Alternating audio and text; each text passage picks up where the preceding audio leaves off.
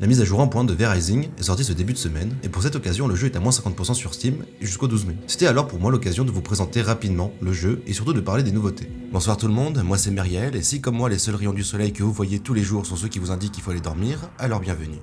Installez-vous, on va discuter de ce merveilleux jeu. Petit récap rapide, si jamais vous ne connaissez pas V-Rising, c'est un jeu de survie créé par Stonox Studio, les créateurs du très réussi Battlerite. Sorti officiellement en mai 2024, V-Rising est apparu la première fois en 2022 en bêta. Pendant cette longue phase de test, le jeu a reçu de très nombreuses mises à jour. Dans cet action RPG en vue isométrique, vous incarnez un vampire qui vient de fraîchement se réveiller dans une crypte perdue de Verdoran. Et vous allez devoir tout recréer afin de ramener l'ère des vampires et vous venger de Dracula. Mais pour ça, faut-il encore que vous puissiez combattre les puissances de ce monde. Pour ce faire, vous allez devoir bâtir votre manoir et tout réapprendre. L'amnésie chez les vampires, c'est vraiment un fléau. Bon, concrètement, c'est un jeu de survie. Du coup, les premières heures, vous allez les passer à taper des cailloux et des arbres. Une fois équipé et votre première cabane créée, vous allez affronter des boss qui vous débloqueront de nouveaux sorts et des nouveaux ateliers de craft. Vous allez alors farmer les matériaux qu'il vous faut pour fabriquer votre nouvel équipement, et ainsi de suite. Petite particularité de ce jeu, pour débloquer les crafts, il faut farmer du papier, plan ou parchemin en fonction de votre avancée dans le jeu afin de débloquer toutes les technologies. Le farm de ces ressources est sûrement le plus chronophage. Le jeu est très guidé. Un fil rouge vous indique les tâches à faire afin de progresser dans le jeu. Les combats contre les boss sont pour moi la partie la plus intéressante. Et afin de les affronter, vous allez pouvoir compter sur 11 armes différentes au gameplay unique et sur 6 familles de sorts. À vous de façonner votre vampire comme vous l'avez toujours rêvé. On attaque directement dans le vif du sujet. Les bois de Hogwell, la nouvelle zone.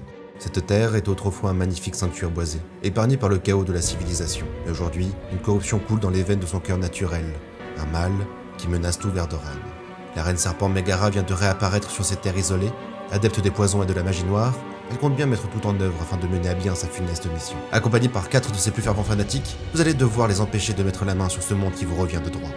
Nouvelle zone, nouveau boss, je suis très content de retrouver une forêt parce que les délires technologiques immondes de Gloomrod ça m'a vraiment blasé parce que c'était vraiment immonde. On n'a aucune info sur les nouveaux boss, ni leurs compétences, ni à quel moment dans l'histoire de V-Rising on va pouvoir les affronter. Mais on peut s'attendre à un dernier boss vraiment puissant.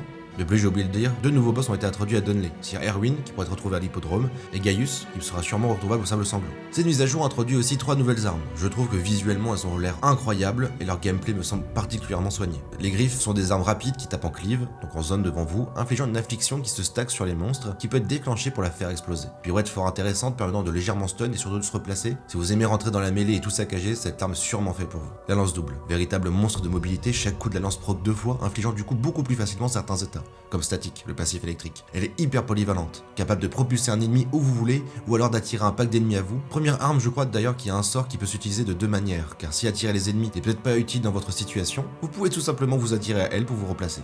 Et pour finir, les dagues de lancer. À chaque fois que vous faites clic gauche, donc votre attaque principale, vous allez lancer une dague qui va rebondir sur l'ennemi et rester sur le sol pendant quelques temps. En plus de ça, vous avez une compétence qui va vous permettre du coup de toutes les réattirer à vous. L'autre sort de l'arme a l'air vraiment craqué, parce que justement comme l'ulti Xayah, votre personnage va monter dans les airs et pouvoir légèrement se déplacer tout en tirant des plumes. Ça je pense que ça va être vraiment beaucoup trop fort, surtout contre certains boss qui vous demandent d'être extrêmement exigeant avec votre déplacement. Perso, j'ai vraiment envie de tester les dagues de lancer. Le gameplay distance, c'est celui que je préfère de très loin dans ce jeu, puis une arme qui demande de bien se positionner pour infliger de gros dégâts, c'est souvent hyper gratifiant à jouer. Maintenant qu'on a enfin fini de présenter les nouveautés mineures, allez, passons aux nouveautés que j'attendais avec impatience. Ils ont mis des limites aux caractéristiques dans V-Rising. Si avant l'objectif était d'emmener une statistique la plus loin possible, que la vitesse de déplacement ou la réduction de temps de recharge des sorts, maintenant il faudra un peu plus se creuser la tête, mais vous allez voir c'est beaucoup trop bien. Bon, 1, l'interface est vraiment claire. Prenons la ligne chance de crit physique de l'exemple, on le voit en rouge clair et rouge foncé. La barre rouge clair montre à quel point vous avez dépassé le cap, et juste en passant votre souris dessus, le jeu vous dira que vous avez dépassé de par exemple 10%. La barre rouge foncée vous montre à combien vous êtes avant d'arriver au max. Bon, dans ce cas-là, c'est à 100%, mais vous avez compris. Deuxième point, si le Theorycraft vous fait peur, bon, pas de panique, c'est pas Pass of Exile non plus. Avant, vous voulez jouer mage, vous ne prenez que des équipements, dommage au sort et basta. Ok, maintenant vous devrez juste jouer dommage au sort et change de critique des sorts. Finalité, vous ferez sûrement beaucoup plus mal qu'avant, sans pour autant avoir besoin de passer 18 heures à réfléchir à comment construire votre équipement. Pour ceux qui sont comme moi, qui aiment vraiment réfléchir longuement à son équipement et qui ont vraiment envie d'incarner leur vampire idéal, c'est vraiment incroyable. Avant, ne pas se focaliser sur une seule caractéristique, c'était accepter d'être moins performant, et certaines voies magiques étaient très impactées par ça. Par exemple, pour prendre le passif de la magie électrique dont j'ai parlé tout à l'heure, elle nous dit que les 5 prochaines attaques physiques font 10% de dégâts magiques. Alors à part si vous avez un montant d'attaque magique délirant, le passif est moyen pour un mage et à peine viable pour un guerrier. Mais maintenant, vous allez pouvoir faire un personnage hybride entre dégâts magiques et physiques et peut-être vitesse d'attaque. Si avant la diversité était pénalisée, maintenant elle sera valorisée. Bref, je m'emporte, alors revenons aux nouveautés. Pour faciliter la création de votre vampire ultime, Stunlock a pensé à tout. Modification des stuffs et des leurs bonus afin de rendre plus simple à comprendre les équipements qu'il vous faut. Changement des passifs. Maintenant il existe 2 types de passifs. Les mineurs qui sont constants et qui se débloquent en même temps que les sorts, et les majeurs qui se débloquent dans l'hôtel Stygia en échange des Stygi. La grosse nouveauté, c'est que maintenant vous débloquerez en tuant des boss des slots de passifs majeurs. Il n'est plus possible comme avant de tous les avoir. Vous allez devoir réfléchir en fonction de votre build lesquels vous voulez équiper. Et de nouveaux passifs semblent avoir été rajoutés.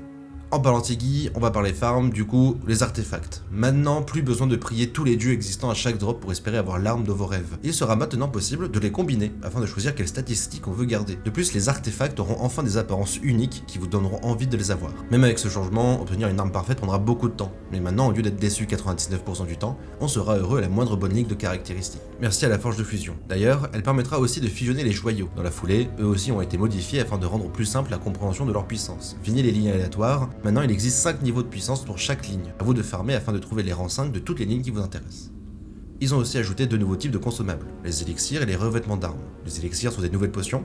Vous pourrez en avoir qu'une seule active à la fois. Elles apportent aussi des stacks fixes qui vous permettent d'augmenter vos stats secondaires. Quant aux revêtements d'armes, ils donneront des bonus liés aux voies d'élémentaires sur votre attaque principale. Par exemple, sur l'huile électrique, votre coup principal gagne 50% de dégâts magiques, plus déclenche chaîne d'éclairs toutes les 15 secondes. Ça permet de renforcer encore une fois le style de jeu mage, en leur donnant une occasion d'utiliser leur auto-attaque. Pour finir sur la dernière grosse partie de cette mise à jour, ils ont changé les bonus donnés par les sangs. Je vais pas tous vous les lire, mais maintenant vous pourrez mettre dans vos geôles toutes les créatures du jeu, même les mutants, et grâce à la chimie, il sera possible de combiner 2 sangs. La chasse au sang 100% n'aura jamais été aussi importante. D'ailleurs, le taux d'apparition des sangs 100% a été grandement augmenté. Vous avez dû le comprendre, maintenant il y a énormément de nouveautés qui vous apportent des caractéristiques. Je n'ai pas beaucoup pu jouer car j'étais sur cette vidéo, mais du peu que j'en ai vu, le cap de stats est très haut. Alors il n'est pas hyper pénalisant pour le moment, à voir avec les dernières armures, mais pendant le mid-game, vous n'avez pas besoin de trop vous prendre la tête. Mage dégâts magiques et guerrier dégâts physiques, on en reste là. À voir en endgame avec les artefacts, poussés au maximum, etc. J'ai très hâte. Les 2 dernières nouveautés sont plutôt cool, je les abordais très rapidement. Maintenant il y a un mode arène qui est inclus dans le jeu, vous permettant de faire du PVP sans tout perdre, et par équipe. C'est ce mode qui a été utilisé pendant la Z-LAN. Il fonctionne grâce à un sol spécifique, vous pourrez alors créer votre propre arène avec ses propres règles, afin de montrer à tous vos amis que votre manoir est moche, mais que vous êtes le meilleur en PVP.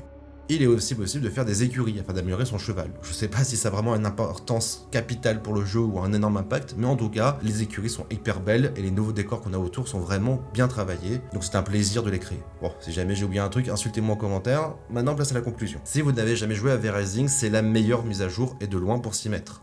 Bon, ce sera sûrement le cas dans les prochaines et à chaque fois je dirai sûrement la même chose. Mais aujourd'hui le jeu propose suffisamment de contenu pour vraiment en valoir la peine, surtout avec la réduction de moins 50%. Le personnage peut être modelé dans les moindres détails, les manoirs peuvent être aménagés sur plusieurs étages comme dans vos rêves, le monde est grand, riche en contenu, et il est très facile de créer son propre serveur gratuitement pour jouer entre amis. Si vous êtes tout seul, c'est comme tous les jeux de survie, allez sur des serveurs publics, même si l'ambiance sera très différente d'une partie entre potes. Ce genre de jeu n'est vraiment pas amusant en solo, en tout cas, à mon avis. Ils sont sortis des serveurs temporaires, alors si vous vous dépêchez, vous pourrez peut-être rejoindre des groupes de personnes avec qui jouer. Même si je n'ai aucune idée du nombre de joueurs francophones sur les gros serveurs multi. Si vous faites partie des joueurs ayant comme moi des centaines d'heures de jeu, mais que vous hésitez car V-Rising vous a lassé, prenez cette mise à jour un peu comme une chance de redécouvrir ce monde, cet univers. Selon la dernière fois où vous l'avez lancé, beaucoup de choses sont différentes, même dans les premières heures, et le mode brutal offre un vrai challenge, surtout en fin de partie. Petit message à tous mes amis pigeons, je trouve le DLC payant magnifique, la victime des cosmétiques in-game que je suis est aux anges. Sur ce, V-Rising est un de mes jeux préférés, alors j'espère que j'ai réussi à vous donner envie d'y jouer. Je vous souhaite une bonne nuit, et à la prochaine dans pas trop longtemps je l'espère.